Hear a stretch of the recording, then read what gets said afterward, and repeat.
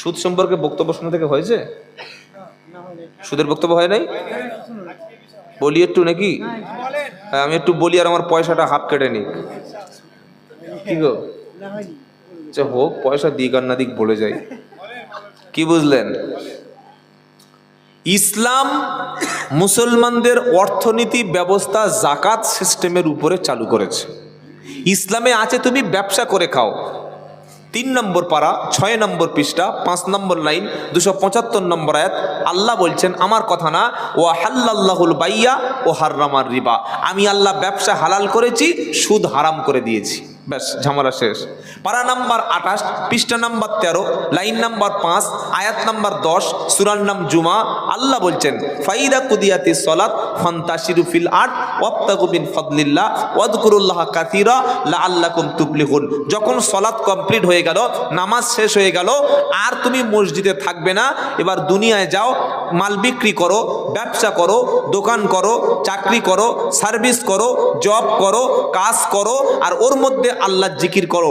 আল্লাহ এরকম বলেছে, নামাজ হয়ে গেলে ফজরের পরে তুমি মসজিদে বসে চোখ বন্ধ করে আল্লাহ আল্লাহ আল্লাহ আল্লাহ আল্লাহ আল্লাহ, এই 1টা বেজে গেল, উপর থেকে 8 সালাল বিরিয়ানি আসছে কই? এরকম সিস্টেম আছে নাকি ধর্মে? কি গো?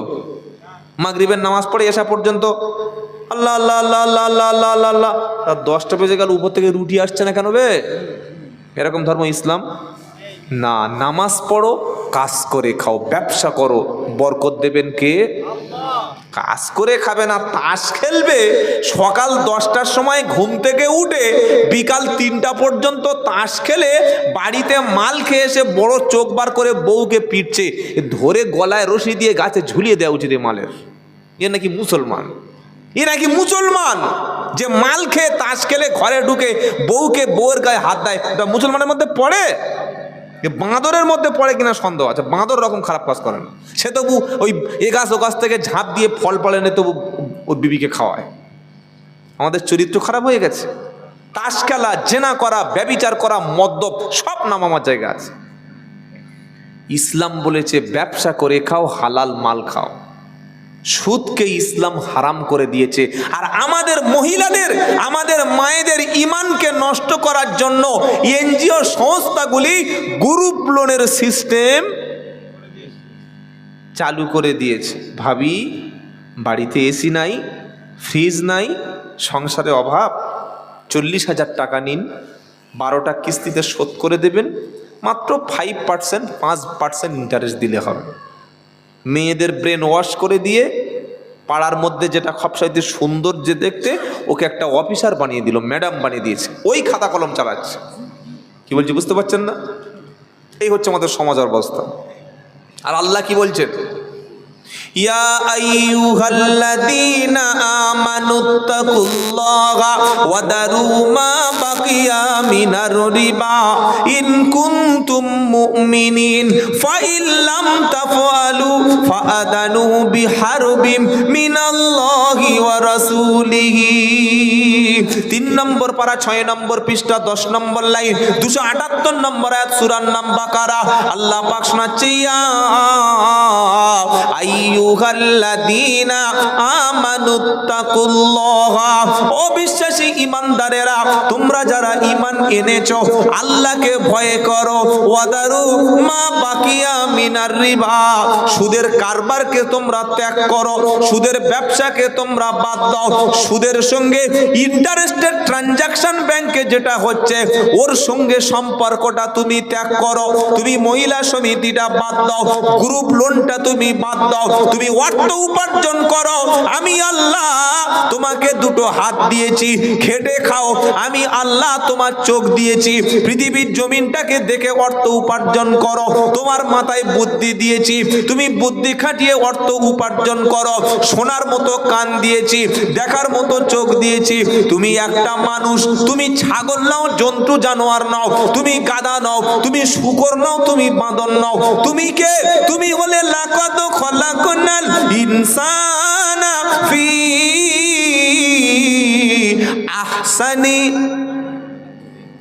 আহসানি সত্যি কি না মিছে মিছে? কি গো, এই আয়াতটা বলার আগে আল্লাহ 4টে জিনিসের শপথ করছে, কসম করছেন। সুবহানাল্লাহ বলেন। কি বলছেন? ওয়াত্তিন ওয়াজ্জাইতুন ওয়া তুরি সিনিন ওয়া হাদাল বালাদিল আমিন লাকাদ খালাকনাল ইনসানা ফি আহসানি তাকওয়িম। আমি আল্লাহ মানুষকে সবচাইতে উৎকৃষ্ট করে বানিয়েছি। সুবহানাল্লাহ বলেন।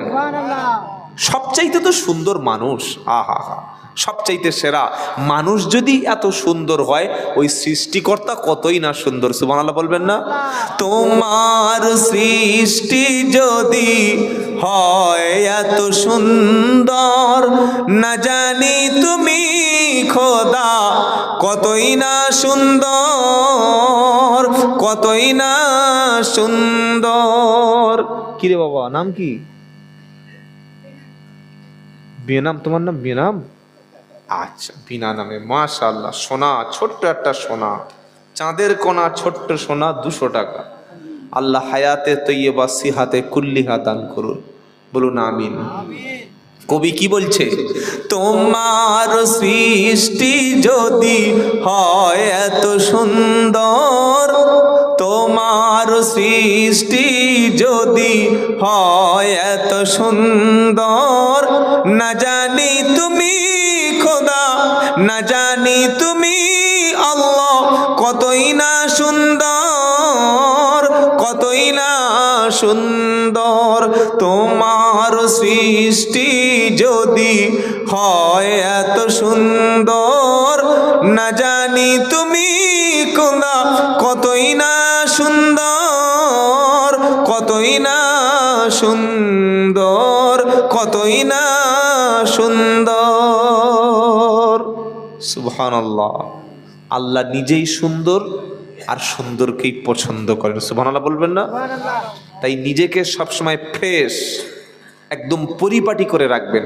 কিছু কিছু লোক আছে, কাছে গেলে এত গন্ধ, পাঁঠার কাছে অত গন্ধ না। বিড়ি, সিগারেট, চর্দা, খৈনি, কি ওখানে কি ঢোকালি ওটা? মাল। 6 ঘন্টা পরে বার করছে, পচিয়ে খাচ্ছে। আর কিছু কিছু লোক পান খেয়ে যেখানে সেখানে ফুচ ফুচ ফুচ ফুচ, এই হাঁস যেমন পায়খানা করে ফুচ ফুচ, ওই রকম। আর নামাজ পড়ে সালা মসজিদে ঢুকছে, বিড়ি খাচ্ছে ঢোকার আগে। কি বলছি বুঝতে পারছেন না? মসজিদের তাকবীর হচ্ছে, আল্লাহু আকবার, আল্লাহু আকবার, আশহাদু আল্লা ইলাহা ইল্লাল্লাহ, আশহাদু আন্না মুহাম্মাদুর রাসূলুল্লাহ, হাইয়া আলাস সালাহ, হাইয়া আলাল ফালাহ। ধরিয়েছে, মাল ফেলবে, চালিয়ে দিচ্ছে। হারাম, খাবেন না। এর মধ্যে আছে নিকোটিন জাতীয় বিষ, খাবেন আর ক্যান্সারে মরবেন ইনশাল্লাহ। বলেন কি? এই আসছিলাম, আমার এই ভাই আনছিল, রাস্তা দেখি ফোকাচ্ছে, সালা জলসা এসে খাচ্ছিস, বাড়িকে যা করছিস কর, জলসা এসে বিড়ি খাচ্ছিস। জলসায় যদি বিড়ি খায়, তার মানে বাড়িতে মাঝে মাঝে গাঁজা খায়। খায় না? খায় না? জলসায় যদি বিড়ি খায়, ও বাড়িতে গাঁজাও খেতে পারে। এগুলো খাবেন না। চেহারা সবসময় পরিষ্কার রাখবেন, চুল সবসময় ঠিকঠাক করে কাটবেন। গোঁফ এই পর্যন্ত হয়ে গেছে, এখানে ইঘিরে গোঁফ ছোট হবে না? বেটা ছেলে, গোঁফ হবে ছোট, দাড়ি হবে চাঁচা, তাই তো নাকি? দাড়ি বড় হবে। পুরুষ আর নারীর পার্থক্য এই জায়গায়। এখন তো পুরুষ নারীর মতো রূপ ধারণ করে, আর নারী পুরুষের রূপ ধারণ করে। মেয়েটা পড়ছে জিন্সের প্যান্ট আর পরে এই পর্যন্ত কাপড় উঁচু করে দিয়েছে, আর পুরুষটা হাফ প্যান্ট পরে ঘুরছে। বয়স যদি 8 বছর 7 বছর হতো, বাবা হাফ প্যান্ট পরছে, বাচ্চা ছেলে একটু পেশাব করে আলাদা। ও 3 ছেলের বাপ হাফ প্যান্ট পরে রাস্তায় ঘুরছে, ওর কবর দেখে ভয় আছে? হাঁটু থেকে নাভি পর্যন্ত বেটা ছেলের জন্য ঢেকে রাখা সুন্নাত, তাই তো? হ্যাঁ সুন্নাত, না সুন্নাত। চোরের সাক্ষী মাতাল, চোরে চোরে মাস্তুত ভাই। আমি বলছি সুন্নাত, ও বলছে সুন্নাত।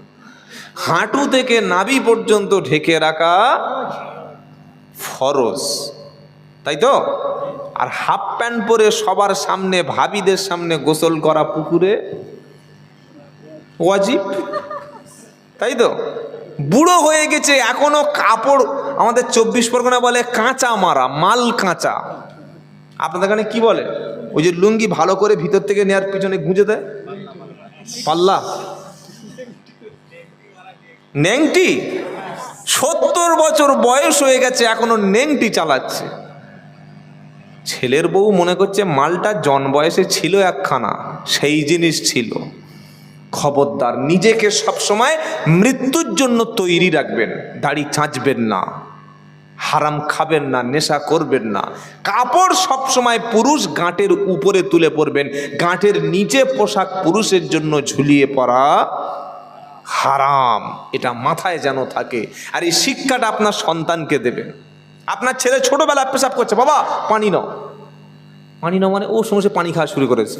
আরে ওখানে নয়, যেখানকার জিনিস সেখানে দাও। আমার ছোট ছেলেটার বয়স এই 2 বছর 7 মাস।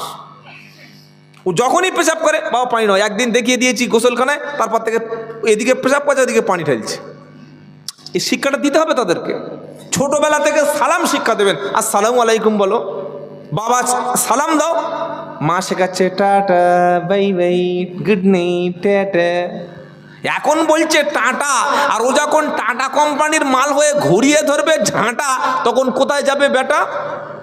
তুমি নবীর সুন্নাতটাই ছেড়ে দিয়েছো কেন?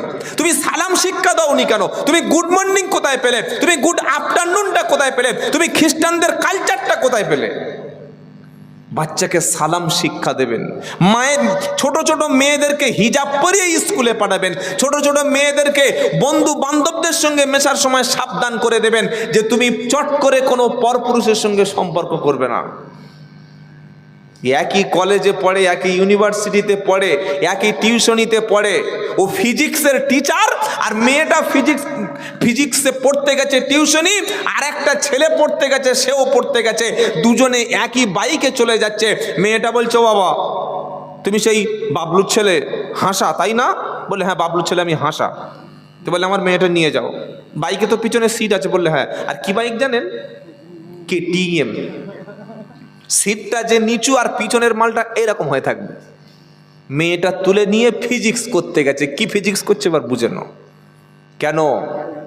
আপনি যখন মুসলমান, আপনার মেয়ে হাইলি এডুকেটেড হবে, এটা ইসলাম চায়, এটা সভ্যতা চায়, এটা সবাই চায়। কিন্তু ওই মেয়েটার শিক্ষার জন্য একটা পরিবেশ আপনি তৈরি করে দেবেন। মনে থাকবে ইনশাআল্লাহ। হাই স্কুল, কলেজ, ইউনিভার্সিটি সব জায়গায় মেয়েরা যাবে, কেন পড়বে না? ইসলাম তো শিক্ষার ব্যাপারে প্রথম কথা বলেছে। কিন্তু মাঝখানে যেন পর্দার সিস্টেমটা উঠিয়ে না দেওয়া হয়। কথা মনে থাকবে ইনশাআল্লাহ। আজকের যে বন্ধন গ্রুপ লোন মহিলাদেরকে জাহান্নামী বানানোর রাস্তা এই বেঈমানরা তৈরি করে দিয়েছে। তাই আমি আব্দুল্লাহ জুবায়ের আপনাদের হাত দুটো ধরে বলে যাচ্ছি, আপনি পুরুষ, আপনি স্বামী, আপনার স্ত্রীকে আপনি হালাল খাদ্য উপার্জন করে খাওয়াবেন। ওই স্ত্রী যেন কোনোদিন বাড়ির বাইরে গিয়ে কাজ না করতে হয়, এটা যেন মাথায়। কোরআন শোনাচ্ছে, ইয়া আইয়ুহাল্লাযীনা আমানুত্তাকুল্লাহা ওয়া দারু মা বাকিয়া মিনার রিবা। ও বিশ্বাসী ইমানদারেরা, আল্লাহকে ভয় করো, ভয় করার মতো ভয় করো। আর ওয়াদারু মা বাকিয়া মিনার রিবা, সুদের কারবারকে তুমি ত্যাগ করো। এটা কার কথা? সুদ তুমি বাদ দাও, সুদের সঙ্গে লেনদেন তুমি ছেড়ে দাও।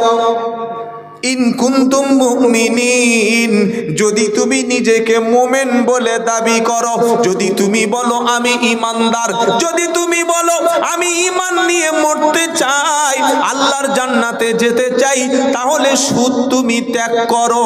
ফাইল্লাম তাফআলু, সুদ যদি তুমি না ছাড়ো, সুদের কারবার যদি তুমি না ত্যাগ করো, কোরআন শোনাচ্ছে ফাআদানু বিহারবিম মিনাল্লাহি ওয়া রাসূলিহি। যারা সুদখোর, সুদের মাল যারা খায়, মহিলা সমিতির সঙ্গে, গ্রুপ লোনের সঙ্গে নাম লিখিয়েছে যারা, কোরআন শুনিয়ে দিচ্ছে আমি আল্লাহ বলছি সুদ ত্যাগ করো। যদি তুমি সুদের ব্যবসা না ত্যাগ করো, ফাইল্লাম তাফআলু ফাআদানু বিহারবিম মিনাল্লাহ আল্লাহি ওয়া রাসূলিহি, তাহলে আল্লাহ এবং রাসূলের বিরুদ্ধে যুদ্ধের জন্য প্রস্তুতি নাও। মুসলমানের ছেলে, সুদের ব্যবসা করা মানে হলো, সুদের সঙ্গে যুক্ত হয়ে যাওয়া মানে হলো আল্লাহ এবং রাসূলের বিরুদ্ধে ডাইরেক্ট যুদ্ধে নেমে যাওয়া। এটা কোরআনের সূরা বাকারার 278 নম্বর আয়াতে। এবার নবী সাল্লাল্লাহু আলাইহি সাল্লামের হাদিস একটা শুনি।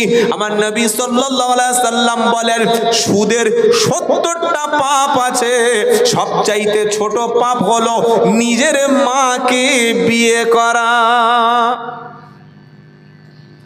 এর চাইতে কোনো নিচে কোনো মানুষ নামতে পারে? নিজের মাকে বিয়ে করে তার সঙ্গে থাকা, এর চাইতে কোনো খারাপ কাজ আর পৃথিবীতে আছে? এটাই সুদের ছোট পাপ। আর বড় পাপ আল্লাহ রসুলের বিরুদ্ধে যুদ্ধ করা। এজন্য আপনারা যারা এসেছেন, যদি কেউ সুদের সঙ্গে যুক্ত হয়ে যায়, তওবা করে ফিরে আসুন। ব্যবসায় বরকত আছে। জাহান্নামে যাওয়ার 4টে কারণ, এটা বলে আমি আস্তে আস্তে কথা শেষ করে দেব। প্রথম নম্বর জাহান্নামে যাওয়ার কারণ হলো নামাজ না পড়া। পুরুষের জন্যে 10 বছর হয়ে গেলে একদম বাধ্যতামূলক হয়ে যাবে নামাজ, সাবালক হয়ে যাওয়ার পর থেকে।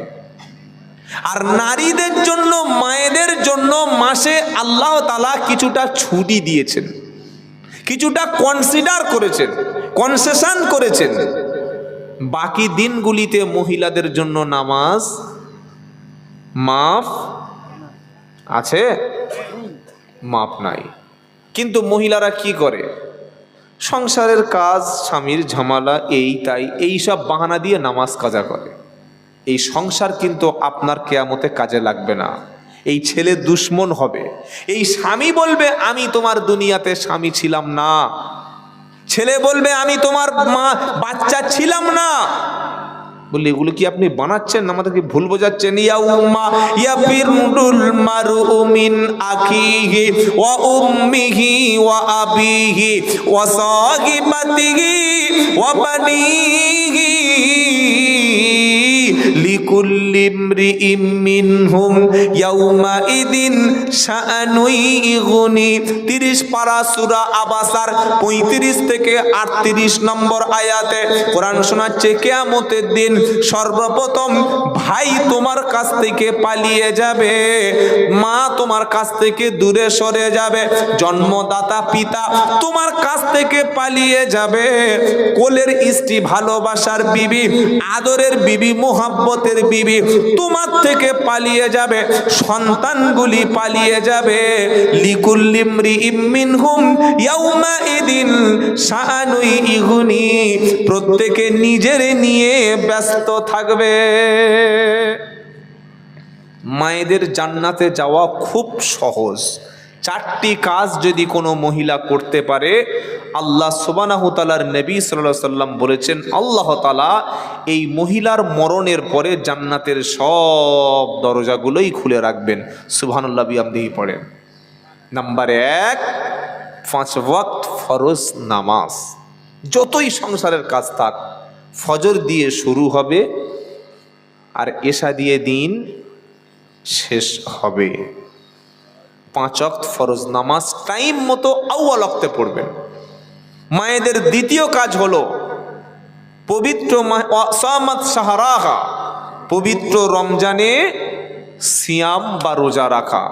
3 নম্বর হলো স্বামীর আনুগত্য করে চলা। প্রচুর মহিলা আছে, পর্দা আছে, দান আছে, সদকা আছে, কোরআন তেলাওয়াত আছে, তার চেহারা পৃথিবীর কোনো মানুষ দেখে না, কিন্তু স্বামীর সঙ্গে যে আচরণ করে, মানুষ চোরের সঙ্গে সে আচরণ করে না। তুমি কিছু বোঝো? বসো। কি জানো? আমার কথা শোনো। এ কি রে বাবা, এ কি? স্বামীকে বলছে তুমি কিছু বোঝো? বসো। স্বামী চুপচাপ হয়ে গেল। বেবি বলেছে চুপচাপ। এটা যেন না হয়। যারা কথায় কথায় স্বামীর সাথে তর্ক করে, সেই সংসারে কোনোদিন শান্তি হতে পারে না। আর ছোট্ট একটা টিপস দিয়ে যাচ্ছি, যাদের বাড়িতে এখনো ছেলে আছে, বিয়ে হয়নি, বা আপনি নিজেই বিয়ে করেননি, যদি গিয়ে দেখেন মেয়ের মা, ওই যে দেখাশোনার সিস্টেম আছে না আমাদের সমাজে, আছে না নাই? আপনি যে দেখতে যাবেন কন্যা, যে বিয়ে করেছে সে যাবে না তার বাপ যাবে? কে যাবে? ছেলের বাপ যাবে না? হ্যাঁ, আমাদের সমাজ কি করে, একা যায়? প্রথমে ছেলের বাপ যায়। এবার ছেলের বাপের চোখ আর বর্তমান ছেলেদের ডিজিটাল চোখ দুটো এক। ছেলের বাপের চোখ সেই আগেকার ইংরেজ জামানার চোখ। ও সামনে যা পড়বে ভেরি গুড, যা পড়বে ছক্কা। দেখে এসছে, ছেলে বলছে আব্বা, এখন তো আব্বা বলে না, পাপা। বাবা বলছে কি বললে, মেয়েটা কেমন? বললা চাঙ্গা মাল। চাঙ্গা? বলে হ্যাঁ, যেমন চোখ তেমন চুল তেমন নাক, উফ, যেন একে দিলে বিয়ে করবে। কি বুঝলেন? এবার ছেলে বললে ঠিক আছে একবার দেখে আসি। গিয়ে দেখছে সর্বনাশ, তো অন্যরকম। ঠোঁটে লিপস্টিক, মুখে একদম ফেয়ার লাভলি মেখে মেকআপ করে এত ময়দা মেখেছে, মুখে 1 ইঞ্চি ময়দা পড়ে গেছে। হাত আর পা দুটো পুরো ময়ূরের মতো কালো। কোরআন শরীফ একটা আয়াত পড়তে পড়েছে, সূরা ফাতিহা, সূরা ইখলাস ধরে বসে আস। বলছে নামাজ পড়ো? মেয়েটা বলছে হ্যাঁ পড়ি। বললে কোন নামাজ? বলছে সব রাতের নামাজ। সব রাতের নামাজ আছে? ছাগল, ফরজ নামাজ পড়ে না, সব রাতের নামাজ পড়ে। রোজা করো? বললে হ্যাঁ করি। বললে কোন রোজা? বললে 27 রোজা। লেখাপড়া, এডুকেশনাল কোয়ালিফিকেশন? বললে স্কুলে যাচ্ছিলাম, যেতে যেতে আর যাইনি। কোন ক্লাস? বললে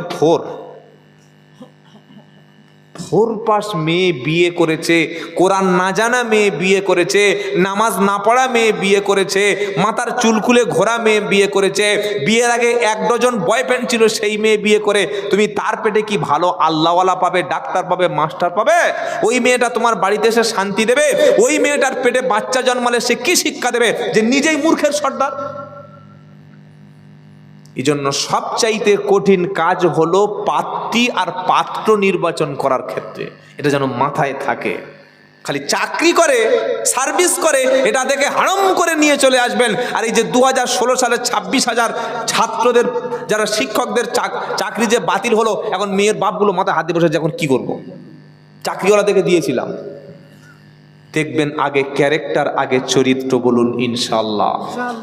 ছেলেকে খবর নেবেন মসজিদের ইমাম সাহেবের কাছে গিয়ে মেয়ের বিয়ে দেওয়ার সময়, মাল ভালো তো? যে ঘটক তো চিটিং বাদ, তো বলবেই যে ভালো ছেলে। কি বুঝলেন? মসজিদে ইমামের কাছে খবর নেবেন, আমার মেয়েটা যার সঙ্গে বিয়ে দেব মালটা ঠিক আছে তো? ফজরে এসছিল তো? জোহরে আসে তো? মাঝে মাঝে মাল খায় তো? ইমাম সাহেব যদি সার্টিফিকেট দেয় তাহলে বুঝবেন ভালো। আর ইমাম সাহেব যদি একটু 2-4 মিনিট ভেবে বলে না, তাহলে বুঝবেন ভাব খারাপ। আর মেয়ে কিভাবে বুঝবেন ভালো? মেয়ের মা, মেয়ের খালা, মেয়ের চাচি, মেয়ের বাড়ির পরিবেশ, সবার মধ্যে পর্দা আছে, সবার মধ্যে শিক্ষা আছে, সবার মধ্যে নামাজ আছে, সবার মধ্যে দিন আছে। কেউ মাজারে যায় না, কেউ কবরে সেজদা করে না, কেউ কোনো শিরিক করে না, কেউ স্বামীর অমান্য করে না, কারোর বাড়ির মধ্যে কোনো শরিয়াত বিরোধী কাজ নাই। সেই বাড়ির কোম্পানির মাল ভালো হবে না খারাপ হবে? ভালো হবে। মনে থাকবে ইনশাআল্লাহ। স্বামীর আনুগত্য করা ছাড়া কোনো মেয়ে ছেলে জান্নাতে যাবে না। স্বামীটাই হচ্ছে তার কাছে সবকিছু। 3 নাম্বার হলো আল্লাহর নবী সাল্লাল্লাহু আলাইহি ওয়াসাল্লাম বলছেন স্বামীর খেদমত করো। নাম্বার 4 ফরজ পর্দা। 4টি কাজ মেয়ে ছেলের জন্য করলে জান্নাত। 1 5 ওয়াক্ত ফরজ নামাজ, 2 রমজানের ফরজ রোজা, 3 স্বামীর খেদমত, 4 ফরজ পর্দা। এই 4টি কাজ মহিলা করতে পারলেই মরণের পরে আল্লাহ তাআলা জান্নাতের সব দরজা খুলে দেবে। বলুন সুবহানাল্লাহ। তো যাই এটা বলে শেষ করে দিই এই জাহান্নামের কথাটা। 4টি কারণে মানুষ জাহান্নামে যাবে। 1 নম্বর হলো নামাজ না পড়া। আমরা যারা এসেছি আগামীকাল থেকে সকলে 5 ওয়াক্ত সালাত আদায় করব, বলি ইনশাআল্লাহ। আমার যুবক ভাইয়েরা, তোমরা মসজিদে এসো, মসজিদ কমিটির মধ্যে তোমরাই এসো। সমাজে তোমাদের আগিয়ে আসতে হবে। সমাজে তোমাদের অবদান সবচাইতে বেশি। আজকের মসজিদগুলোতে যুবক শূন্য, মসজিদগুলিতে যুবকদের কোনো ভূমিকা নাই। মাদ্রাসা কমিটির মধ্যে সমাজের ভালো ভালো কাজের দিক থেকে যুবকেরা আগিয়ে আসো। তোমরা আগিয়ে আসলে সমাজ আগিয়ে আসবে। জাহান্নামে যাওয়ার দ্বিতীয় কারণ কি জানেন? ওয়ালাম নাকুনু তুইমুল মিসকিন। জাহান্নামীরা বলবে আমরা মিসকিনদেরকে খাদ্য যাদের প্রয়োজন, অর্থ যাদের প্রয়োজন, তাদের আমরা খাদ্য খেতে দিতাম না।